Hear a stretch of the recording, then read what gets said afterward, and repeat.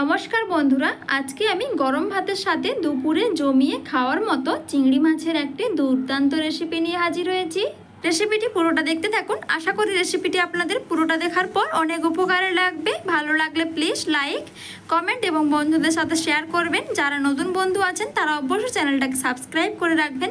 চলুন তাহলে আজকের রেসিপিটি শুরু করা যাক। দেখতেই পেলেন আমি এখানে চিংড়ি মাছগুলো খুব ভালোভাবে ধুয়ে পরিষ্কার করার পর লবণ, হলুদ আর সরষের তেল মাখিয়ে নিয়েছি।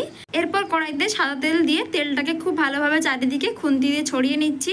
তেলটা খুব ভালোভাবে গরম হয়ে যাওয়ার পর এবারে আগে থেকে লবণ, হলুদ আর সরষের তেল মাখিয়ে রাখা চিংড়ি মাছটা তেলের উপরে প্রথমে অল্প করে দিচ্ছি, না হলে কিন্তু একসঙ্গে বেশি দিয়ে দিলে কিন্তু তেলটা ঠিকরে যেতে পারে। প্রথমে অল্প করে দেওয়ার পর তারপর কিন্তু সব চিংড়ি মাছগুলো দিয়ে এবারে আমি উল্টে পাল্টে চিংড়ি মাছগুলোকে ভেজে নেব।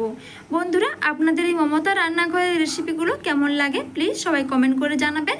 এবং আরও কোনো নিত্য নতুন রেসিপি জানতে চাইলে অবশ্যই আমার কমেন্ট বক্সে কমেন্ট করবেন যে আপনারা কোন রেসিপি দেখতে চান। এদিকে আমার চিংড়ি মাছটা ভেজে নেওয়া হয়ে এসছে। আমি আরও একটু লাল লাল করে চিংড়ি মাছটাকে ভেজে নেব। এখন কিন্তু দেখতেই পাচ্ছেন বন্ধুরা, চিংড়ি মাছটা বেশ খানিকটা লাল হয়ে গেছে। এবার আমি একটা পাত্রের মধ্যে তুলে নিচ্ছি।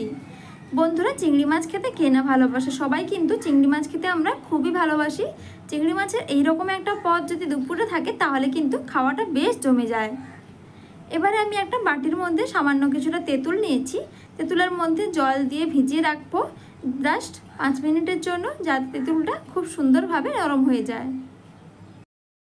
এবারে তেঁতুলের বাটিটা সাইডে রেখে এখানে আমি কিছুটা পরিমাণে ভেন্ডি নিয়েছি। এবার ভেন্ডিটাকে একটু ছোট ছোট করে কেটে নেব। প্রথমে ভেন্ডিটাকে অবশ্যই কিন্তু ভালোভাবে ধুয়ে নিতে হবে। বন্ধুরা, সামনে এবং পেছনের দু সাইড কেটে ফেলে দিয়ে এরকম আমি ছোট ছোট করে ভেন্ডিটাকে কেটে নিচ্ছি। একইভাবে আমি সমস্ত ভেন্ডিগুলোকে কেটে নেব। ভেন্ডি দিয়ে চিংড়ি মাছের এই রেসিপিটা একবার খেলে কিন্তু বারবার বানাবেন, এতটাই দুর্দান্ত স্বাদের হয়। বিশেষ করে এই বর্ষাকালে তো গরম ভাতের সাথে জাস্ট কোনো কথাই হবে না। এবার ভেন্ডিটা সাইডে রেখে তেঁতুলটাকে খুব ভালোভাবে চটকে চটকে তেঁতুলের কাঁধটা বের করে নিচ্ছি।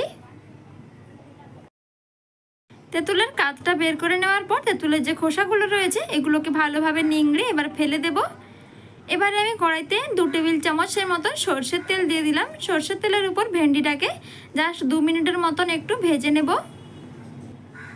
2 মিনিটের মতন ভেন্ডিটাকে জাস্ট হালকা করে একটু ভেজে নিলাম।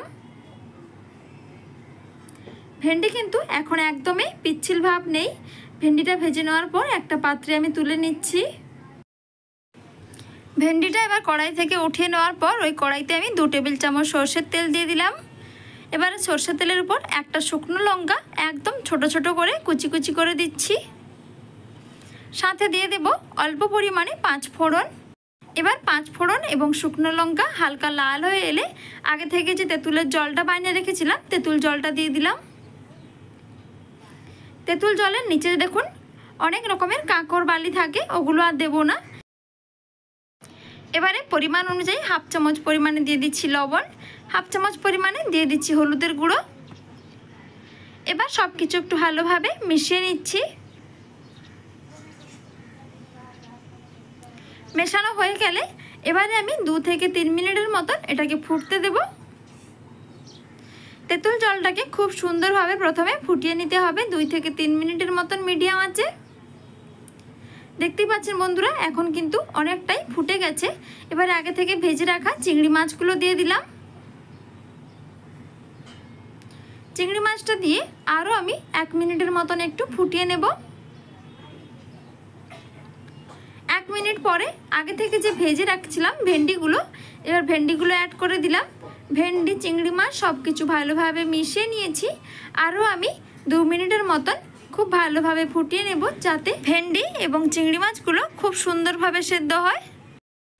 বন্ধুরা, আমি 3 মিনিটের মতন সব কিছু খুব ভালোভাবে ফুটিয়ে নিয়েছি। এবার সব শেষে আমি দিয়ে দিলাম 1 চামচ পরিমাণে চিনি, যাতে টক মিষ্টি ঝাল একদম ব্যালেন্সটা বরাবর থাকে এবং গরম ভাতের সাথে খেতে জাস্ট অসাধারণ লাগবে এই রেসিপিটা।